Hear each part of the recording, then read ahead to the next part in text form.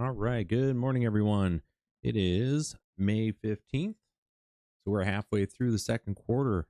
I got some questions for you today. Again, I'm Ryan Howe with Some of Business Guys. This is Small Business News. This is the show where I come to you live Monday through Friday here between 8 and 9 o'clock on YouTube and Facebook. I'm going to be working on getting on LinkedIn as well.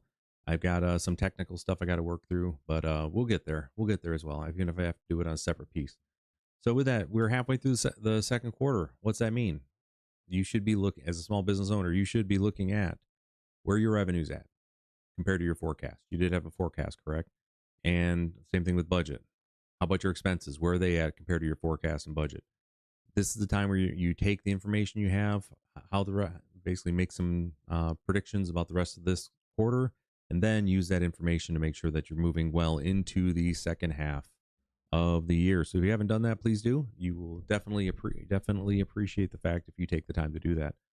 So today we got a couple things I want to talk. We're going to talk about. We're going to cover a couple articles. One of them is 4 ways to reinvest in your small business. It's an important thing to keep in mind here. And these are example. Keep in mind is what you can do with your capital and where you should be looking at deploying that capital right now if you have it.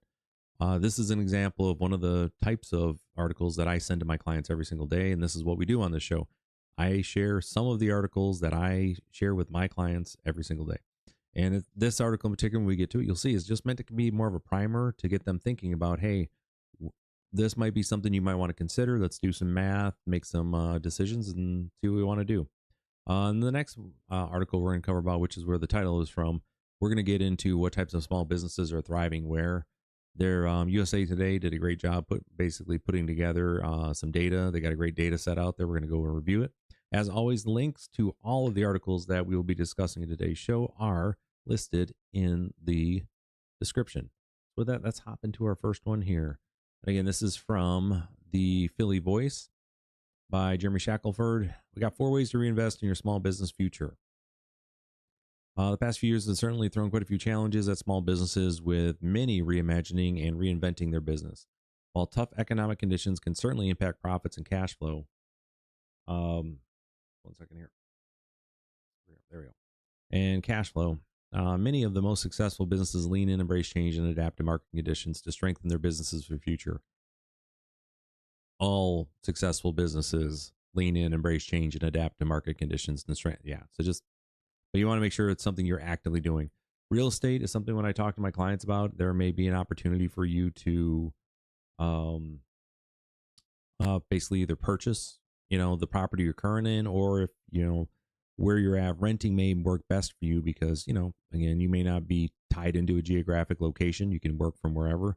However, if you need to be in a particular spot and you know you're going to be there over the long term, picking up some real estate for your business, if you have, obviously if the cash flow and everything makes sense, is a great way to, basically add a capital asset to your, your portfolio, which is only going to strengthen your company. So it's something to keep in mind. Inventory is something I talk about with my clients a lot. Inventory, as it exists, is basically waiting to get turned into cash by you. That's what inventory is. It's some sort of product sitting there that it's that money you've invested waiting to get turned into profit. The more, and understanding how much inventory you have versus, it's something that every single client that of mine works through and trying to figure out those right numbers to get that correct. However, right now inventories are building across the country. It's very clear. People have stopped ordering. They've slowed down or stopped completely on their ordering. So inventories are building up in the manufacturing level, all those production services. So when I'm talking to my clients, this is the time when I have my clients go and make large bulk purchases. Because right now those manufacturers do not want to be sitting on all that inventory. So you can come in and negotiate lower prices for sure because you know that they're sitting on higher inventories. Just something to keep in mind there.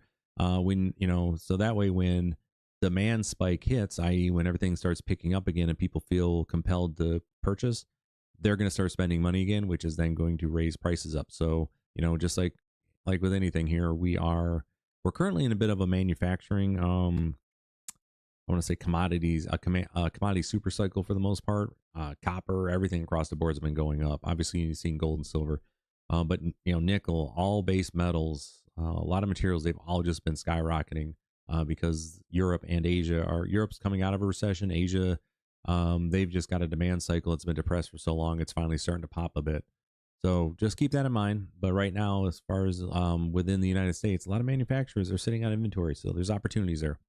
Equipment for sure. If there's new equipment you want to be able to get, this is the time. The equipment includes physical asset and also software. So if as I've talked with a lot of people over the last few weeks, definitely be looking into generative AI.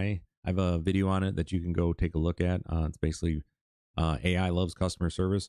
What you can do with generative AI right now is basically where you can have it come in and you can have it parse and summarize and forward all sorts of data that you typically have to pay someone to do, and use that person's skill set on higher analytical tasks instead of simply just, again, parsing and summarizing and forwarding stuff. Trust me on this. It's going to be the way of the future. So if you can get in now, you're going to be able to better your current employees. You'll be able to use them much more effectively. And then the last thing we got into here is we've got employees and your customers are your most valuable assets. So we want to take a look at how can we invest in them. Again, one of the things here is, retirement contribution plans, additional PTO, when they talk about specific benefits, bonuses or educational opportunities, long way to go. Ask your employees what they'd like. I have one client that I worked with that we were working on something basically, which was going to be our providing, what was it here? Sorry, brain just kind of went dead there for a second. All right. So basically, as far as providing a pool of capital to cover for urgent care visits for them and their family.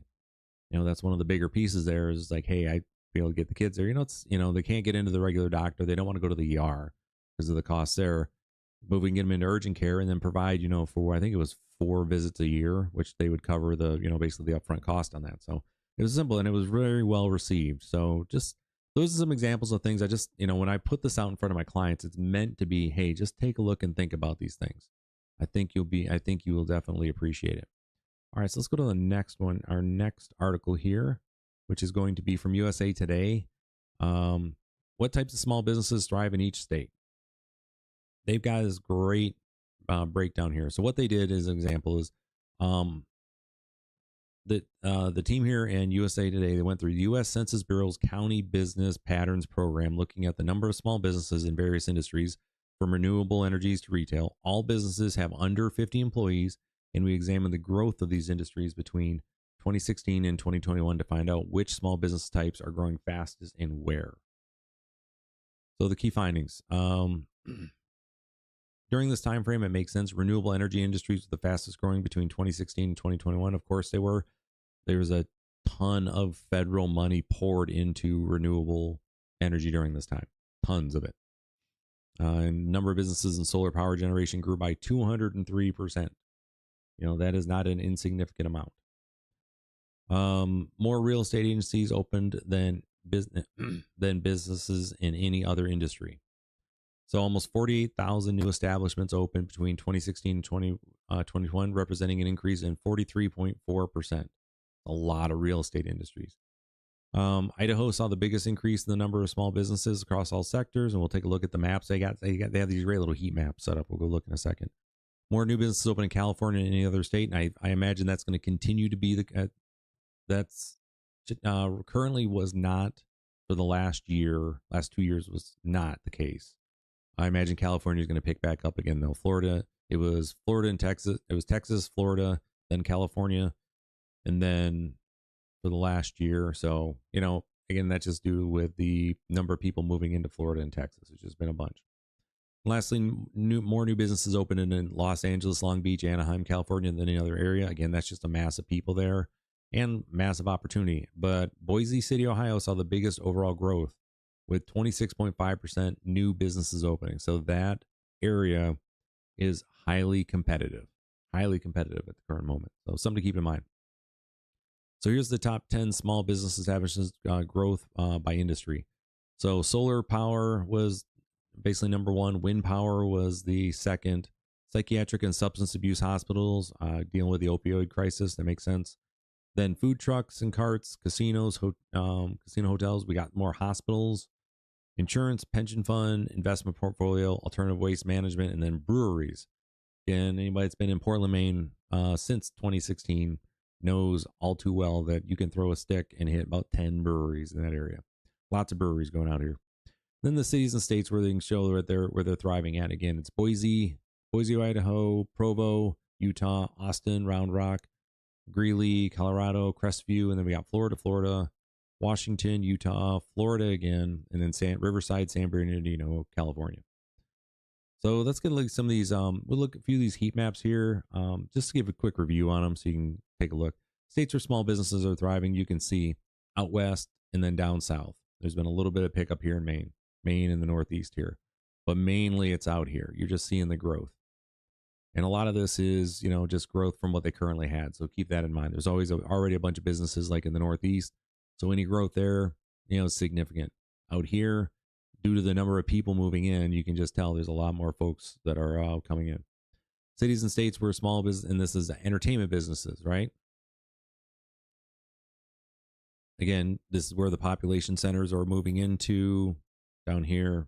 Again, this is where the U.S. population is moving. It's moving out of these areas in here and moving down here. Just what's happening. Cities and states where the most, again, small farms are popping up. So you can see agriculture business. This makes a lot of sense. A lot of the larger farms are being split, basically broken apart and split off. Taxes are a big reason. However, agricultural business in these areas is really starting to boom. In my area alone here in West Michigan, we've had 3 basically market farms open up in the last year and a half for my area, which is pretty significant. I thought this was interesting. They took the time to take bakeries, and I just thought this was a Wyoming. Where did you not have bakeries? What happened here? All of a sudden, you 600% increase in bakeries. They just popped up all of a sudden. I thought that was funny. And then we'll just take a look real quick at the e-commerce business, where you can see where that's growing as well. In e-commerce, all right. So apparently the e-commerce guys likes a lot of baked goods too. So you see that. And then again, the other areas where we would expect, right? E-commerce been moving down. There's been a boom out here into Texas. Same thing out here in the southern states as far as people moving there. Now, I highly recommend, if you haven't taken time to take a look at, if you've never reviewed this data set before, anything like this, the link is in the description. Go check it out. I think you'll really enjoy it. It makes everything that much better especially in like the business that I'm in, as a small business coach. Again, you can learn more about what I do at summitbusinessguys.com. If you want to go check it out. Again, you can learn a little bit about what I do here, learn about some of the businesses that I help. It's across the board here, credit union. I got a landscape company here. This is a law firm. I've got adult foster care, and then there's some manufacturing. Learn more about the Pinnacle process that I use, the Pinnacle business operating system that I use to help my clients.